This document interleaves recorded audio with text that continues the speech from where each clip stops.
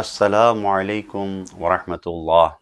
استقبال ہے تفسیر نور میں آج سورہ آل عمران کی 41ویں آیت میں، ملاحظہ فرمائیں۔ بسم اللہ الرحمن الرحیم قال رب اجعلنی آیة قال آيتك ألا تكلم الناس 3 أيام إلا رمزا واذكر ربك كثيرا وسبح بالعشي والإبكار۔ جناب زکریا نے کہا، پروردگار میرے لیے قبولیت دعا کی کوئی علامت قرار دے دے۔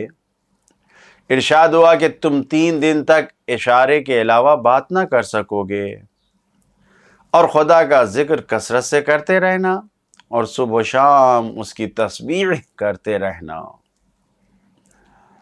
جو پیغامات ہیں اس آیت میں، وہ اللہ، پہلا پیغام یہی ہے کہ وہ اللہ جو انسانوں کو بولنے کے وقت زبان کو بند کر سکتا ہے، قید میں کر سکتا ہے، اور جب ذکر خدا کرنا ہے تو کھول سکتا ہے۔ لوگوں سے بات کرو تو زبان بند ہے، اور جب اللہ کا ذکر کر رہے ہیں تو زبان کھلی ہوئی ہے۔ تو وہ خدا ایک بوڑھے باپ اور ایک نازا عقیم بانجھ ماں سے، ایک عظیم بوڑھے باپ اور ایک عقیم بانجھ عورت سے بیٹا بھی عطا کر سکتا ہے، اور دنیا میں بیٹا دے دیا خداوند عالم نے۔ کذالک یفعل اللہ ما یشاء، جو چاہتا ہے خدا کرتا ہے۔ خدا جو چاہتا ہے، واقعاً یہ زبان بند ہونا اور یہ ذکر خدا کے وقت چلانا بعض علماء کی زندگی میں ملتا ہے۔ بزرگ علماء کی زندگی میں انہیں اٹیک آیا، اور جب یہ اٹیک آیا تو ان کی زبان بند ہو گئی، یعنی وہ کچھ بول نہیں پا رہے ہیں، اشاروں سے باتیں کرنے کے لیے بات سمجھا رہے ہیں، بات بول نہیں پا رہے ہیں۔ لیکن یہی علماء جب نماز کے لیے اشارہ کرنا چاہتے ہیں تو باقاعدہ آواز نکل رہی ہے، اللہ اکبر۔ اپنی بات نہیں کہہ پا رہے ہیں، لیکن ذکر خدا نماز کے لیے، یعنی وہ زبان بند ہو گئی ہے، لیکن یاد خدا کے لیے، ذکر خدا کے لیے، نماز کے لیے آواز آ رہی ہے۔ یہ اللہ کی قدرت ہے، خدا جیسے چاہتا ہے کرتا ہے۔ دوسرا پیغام، انبیاء کرام علیہم السلام بھی مقام یقین اور مقام شہود پر پہنچنے کی کوشش اور تلاش میں رہتے ہیں۔ جناب زکریا جیسے نبی ہیں، لیکن یہ کہہ رہے ہیں اطمینان کے لیے کوئی نشانی قرار دے دے، اجعل لی آیتن، ہمارے لیے کوئی علامت قرار دے دے، دل مطمئن ہو جائے۔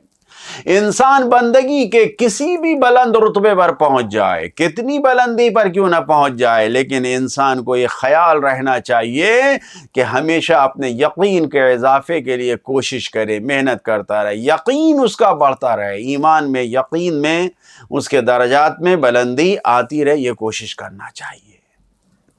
تیسرا پیغام، تمام اسباب کا فراہم کرنے والا بھی اللہ ہے۔ جتنے بھی دنیاوی یہ میٹیریل ہیں، اسباب ہیں، سب کا فراہم کرنے والا اللہ ہے، اور ختم کرنے والا بھی ان اسباب سے، یعنی وہ سبب باقی بھی رہتا ہے، وہ سبب ختم بھی کر دیتا ہے، تو یہ اللہ ہی ختم کرنے والا ہے۔ یہ زبان جو بولنے کا آلہ ہے، یہ زبان سے بولنے کا اثر ختم کر دیا خدا نے۔ 3 دن تک کچھ بول ہی نہیں سکتے، اشارے ہی سے کہو کہ تمہاری آواز نہیں نکلے گی۔ اسباب کو چھین لیا خداوند عالم نے، اور زبان گونگ ہو گئی۔ اسباب جو ہے بولنے کا، زبان گونگ ہو گئی، اور کبھی کبھی اثر کو ختم کر دیتا ہے، جیسے زبان میں بولنے کا اثر ختم کر دیا، آگ میں جلانے کا اثر ختم کر دیا خداوند عالم نے۔ جناب ابراہیم کے لیے آگ کو گلزار بنا دیا، آگ ہے، جل رہی ہے، لیکن جناب ابراہیم کو نہیں جلائے گی۔ یہ اثر کس نے پیدا کیا؟ یہ خداوند عالم نے اس سے اثر کو ختم کر دیا۔ یہ خداوند عالم کی طاقت ہے، اسباب کو فراہم کرنا بھی اور اسباب کو سلب کر لینا بھی۔ انقلاب اسلامی ایران میں ایک تاریخ موجود ہے اسباب کے فراہم کرنے اور بالو کو صحرا کے ذرات میں ایسی طاقت عطا کر دی کہ بڑے بڑے جہاز ٹکرا کے چکنا چور ہو گئے. جو طبس کے صحرا میں امریکی جہاز انقلاب ایران کے وقت 1979-80 کے دوران ہوئے تھے، تاریخ میں موجود ہے یہ واقعہ. تو اسباب ان بالوؤں میں، اڑتے ہوئے ذرات میں ایسا اثر پیدا کر دیا کہ بڑے بڑے انسانوں کے بنائے ہوئے جہاز ٹکرا کر آپس میں چکنا چور ہو گئے، ختم ہو گئے سب. تو اسباب کا فراہم کرنا اور اسباب سے اس کی خاصیت کو سلب کرنا دونوں خداوند عالم کی شان ہے. خداوند عالم کر سکتا ہے. چوتھا پیغام، جتنا زیادہ لطف خدا زیادہ ہوتا جاتا ہے اتنا ہی زیادہ یاد خدا کو بھی بڑھنا چاہیے. جب ہم بڑھاپے میں اولاد دے رہے ہیں تو زیادہ سے زیادہ ہمیں یاد کرو، ذکر خدا زیادہ زیادہ کرو، تسبیح پروردگار زیادہ زیادہ کرو. پیغمبر اکرم صلی اللہ علیہ وآلہ وسلم سے خداوند عالم نے کہا انا اعطیناک الکوثر، ہم نے تمہیں کوثر خیر کثیر عطا کیا، تو اب اس کے بدلے میں فصلی لربک وانحر، صلی لربک، صلاۃ نماز پڑھو خدا کے لیے، اور وانحر، نحر کرو. جب کوثر عطا کیا، خیر کثیر عطا کیا، تو اس کے لیے بڑی یعنی ذکر خدا بھی اللہ کے لیے بھی بڑا کام کرو. یہ نہیں کہا وذبح کہ بکرا ذبح کر دو، گوسفند ذبح کر دو، گائے ذبح کر دو، نہیں، اونٹ نحر کرو. وانحر یعنی خیر کثیر ملا ہے، بڑا ملا ہے تو آپ اونٹ کی قربانی کرو. بچہ ملا، اولاد ملی تو زیادہ سے زیادہ اللہ کو یاد کرو. پانچواں پیغام یہی ہے کہ وَاذْكُرْ رَبَّكَ كَثِيرًا، یعنی جتنا زیادہ ہو سکے پروردگار کو یاد کرو. ذکر خدا ہر حال میں بہتر ہے. ذکر خدا، یاد خدا جتنا زیادہ ہو بہتر ہے. چھٹا پیغام، تسبیح کی جگہ ذکر خدا میں سب سے بلند و برتر ہے. یہ جو تسبیح کے لیے کہا جا رہا ہے، وَاذْكُرْ رَبَّكَ کے بعد آیا ہے لفظ تسبح، یعنی تمام ذکر سے بلندتر ہے، خاص ذکر ہے.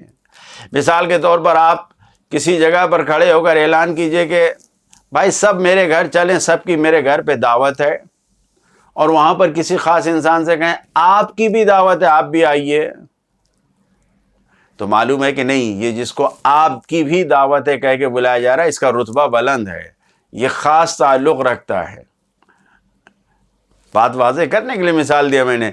تمام ذکر وَاذْكُرْ رَبَّكَ یعنی پروردگار کا ذکر کرو، اور اس میں خاص طریقے سے سبح، تسبیح، سبحان کہا ہے، سبحہ کہا ہے، یسبحو کہا ہے، یعنی کتنے طریقے سے تسبیح پروردگار کا حکم دیا گیا ہے قرآن مجید میں.